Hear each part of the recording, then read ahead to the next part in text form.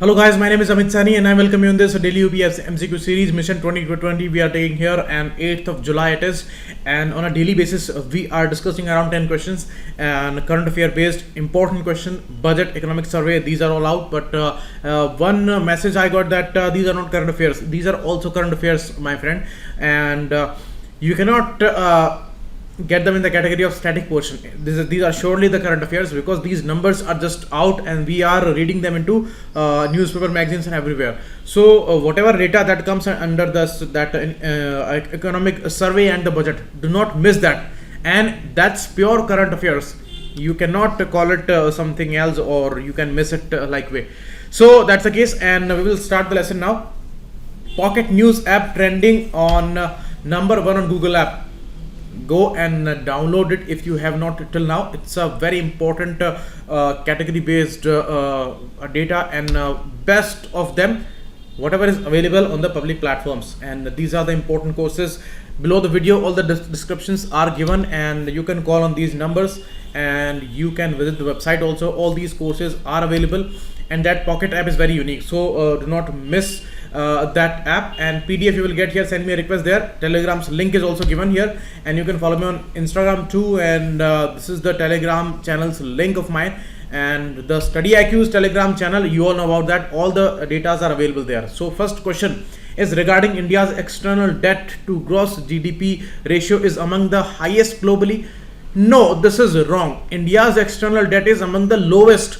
You see, normally 5% on an average it is taken, and India's external debt is just 3.8% of the GDP, 3.8%, and that's good. And second, the government has tentative plan to introduce an Indian sovereign bond to the world. You see, through this bonds we will raise money here, and we are in a position, our forex reserves are in a better position now, and they are at the record till now, and it will be used to mop up at least $10 billion or 70,000 crore rupees. So it is the minimum, and we are making the target of a $5 trillion economy in next 5 years. So we are setting a target of 5 lakh crore rupees at least with these external money raising. So that's the case. So second option is correct, first is wrong. Only 2 is the answer here, and you can see government has this tentative plan, and the external debt at the end of March 19 stood at $1.3.8 billion, and this was 3.8% of the GDP, and among the lowest globally, less than 5%. So that's the case.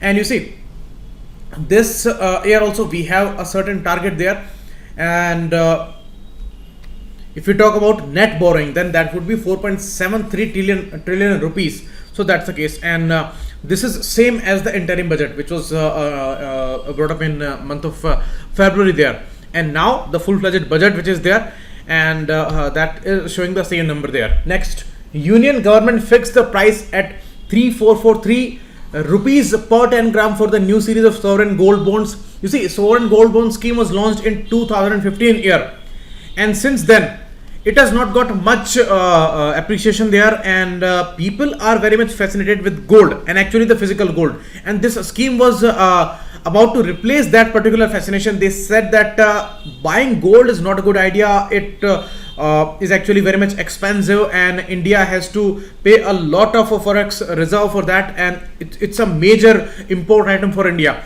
and that's why the duties are also raised for that. So at that time they said that instead of gold, you just buy sovereign gold bonds, and just think that we have bought gold there, and it would not be a threat of any losing of a physical gold somewhere, or if you are if these gold jewelries and all, if they are getting stolen or something like that, so that would not happen. So they wanted to replace that sale with the sovereign gold bonds. So for that they brought it, and the limit was 1 gram minimum and 500 grams maximum in a fiscal year for a single person. So this second statement is correct, but you see, gold is very expensive. You cannot buy 10 grams for 3,000 rupees. It is just 1 gram with this much amount, and they have fixed this amount for these gold bonds. So this is wrong. Second is correct option. Only 2 is the correct option here.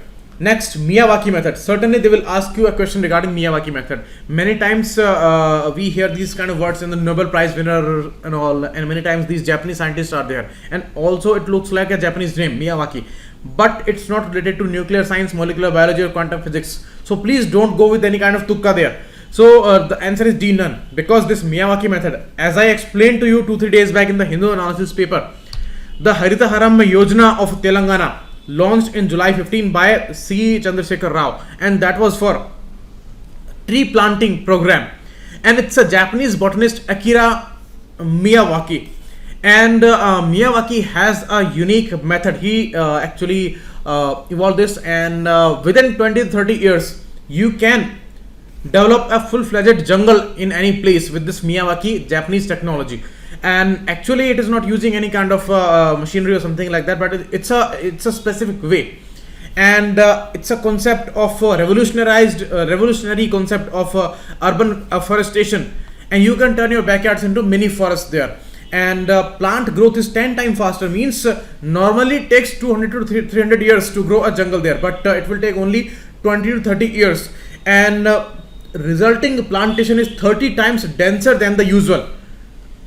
So that means it's a great thing. And the scheme is TKHH, Telangana Ku Harita Haram scheme, TKHH, and there they are applying this Miyawaki method. So certainly it will be asked by UPSC. It's a unique question. Next, Stromboli, Krakatau, Fujiyama. These are important mountains which are actually volcanic mountains. We all know about that. And two important places are very much unique in this world, actually on the globe, which are very much sensitive to these bigger volcanic activities, and both are located east and west to Pacific Ocean.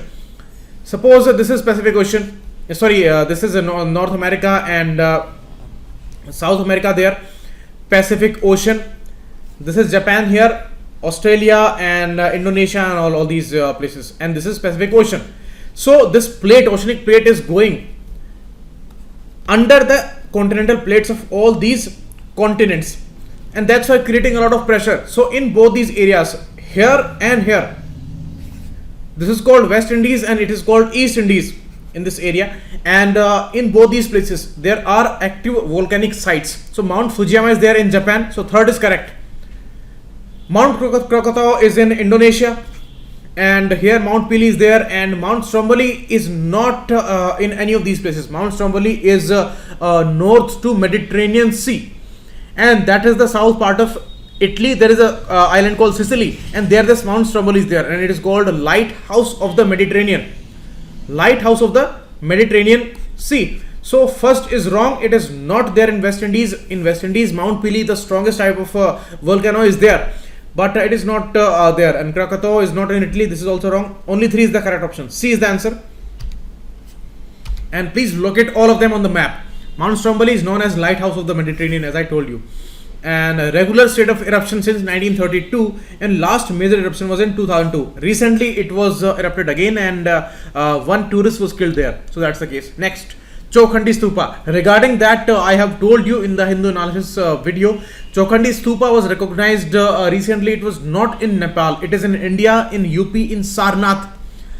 Sarnath is the place where, you see, Mahatma Buddha, he came and he met with these disciples and he gave them his first sermon. And to symbolize that event, Chowkhandi Stupa was created there. And this is wrong statement. Second is also wrong, because recently it was declared as monument of national importance. It is not World Heritage Site by UNESCO. This is wrong. It was not declared as such.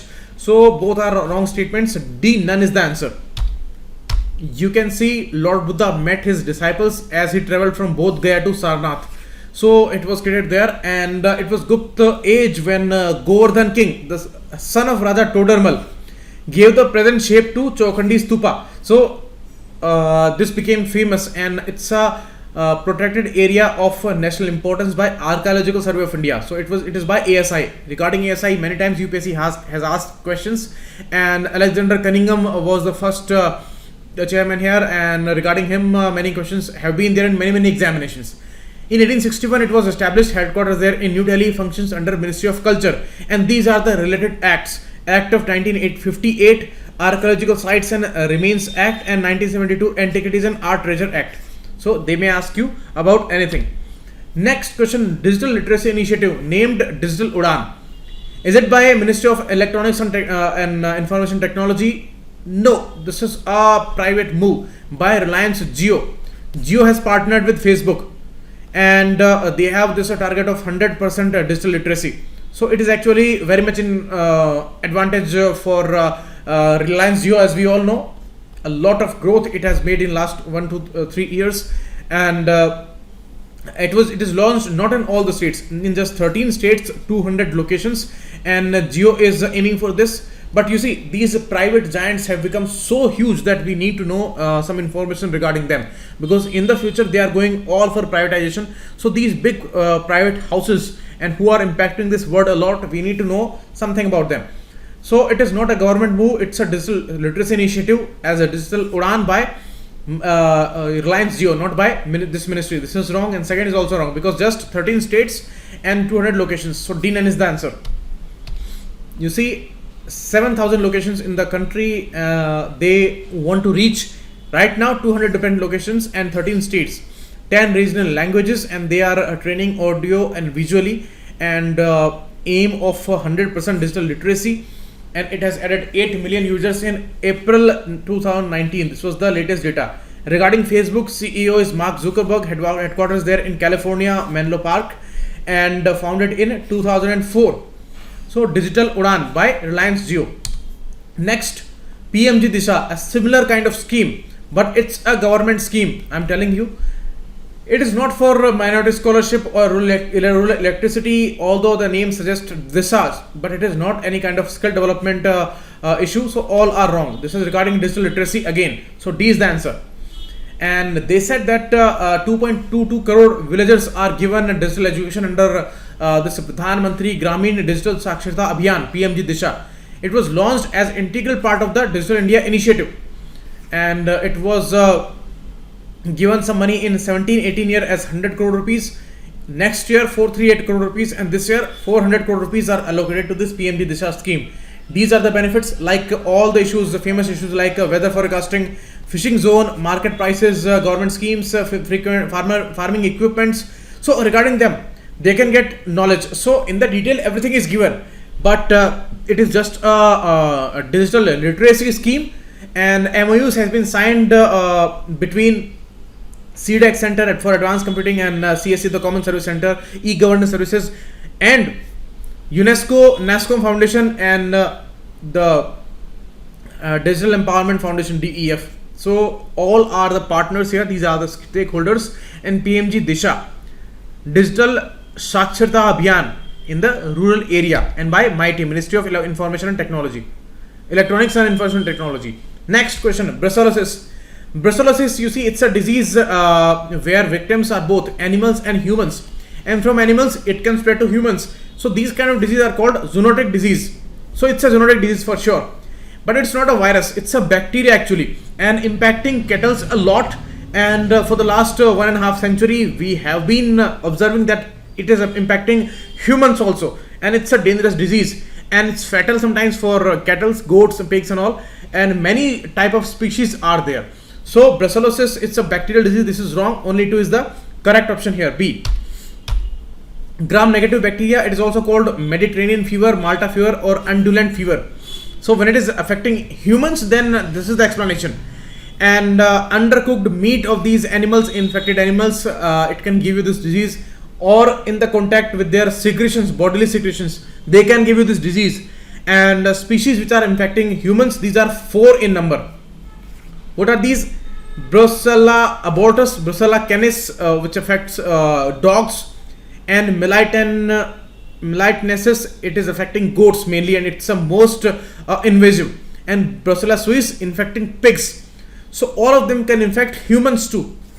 Okay, and you see it impacts their milk production also, and the milk production is lowered by 30 to 40% for whole their lives after this infection. So that kind of impact is there. So recently, regarding 2 disease, foot and mouth disease and the brucellosis, both are zoonotic disease, they can impact humans also. So for the next 5 years, for these cattle, Central government has approved a particular scheme, National Animal Disease Control Program, will be taking care of it, and 13,300 crore rupees scheme is that, and the whole amount would be given by central government. Okay, and 100% vaccination coverage would be there for cattle, buffaloes, sheep, goats, and pigs. Okay, and a 6-month interval. After 6 months interval, it would be in the entire country for all the mentioned animals there. Okay, and you can read here, funded by central government, and totally it would be funded. Earlier schemes, those were sponsored schemes where this 60-40 ratio was there between center and the state, but this time whole money would be given by central government. So regarding those, they may ask you questions. Next, Train 18. This was mentioned in today's newspaper. This was a very important project. Vande Bharat Express was launched between Delhi and Varanasi. It was replacing the Shatabdi Express mainly. So for this replacement, we were looking for a very fast train. Speed can go up to 200 kilometers per hour, and it can run in all the times, and it was rolled out in integrated coach factory for sure, but that is there in Chennai, not in Kapurthala. This is wrong. So first statement is wrong, and it's a very ambitious project, 100 crore rupees prototype project, and within 18 months they completed that. So all the stakeholders, suppliers, they took a huge enthusiastic involvement here. But the issue is that today we got this news that it has got a red signal, and because some design incompliances, they are giving this red signal, and they have halted this project.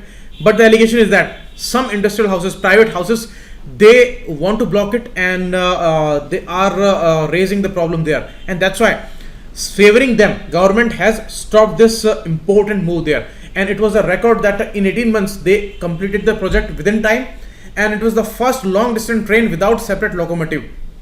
Okay, so that's very, very important. Only 2 is the correct option here, and you can read that within 18 months in Chennai ICF it was rolled out, and 100 crore prototype project was there, and it is replacing Shatabdi, which is having an average speed of 130 kmph, but this speed is 160, more than 160, and all the GPS systems and diffuse lighting, automatic doors, everything is given. It is totally a modernized train and very beautiful train.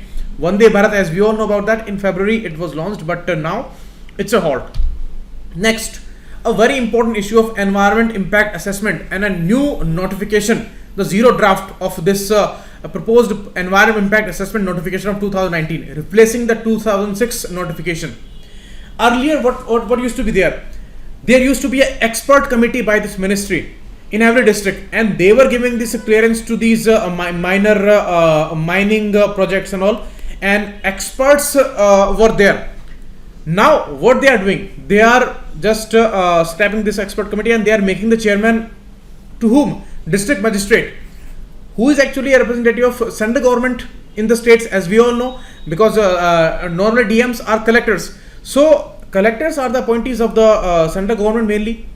Actually, appointment is not done there by the government. It is actually a all India service, and they are transferred and appointed by state government there, but they are the representative of the central government in the districts. So that's the case, and they oversee all the development projects there, and now DM is made a chairman of this committee also, and he would be giving this clearances. So directly Ministry of Environment and Climate Change, that is overseeing these projects. So right now, what is the problem? Experts and these environmentalists, they say that they want to dilute the expert opinion there, and DMs are no expert people in these areas, and they do not know much about the environment impact there, and they are just a journalist on the job.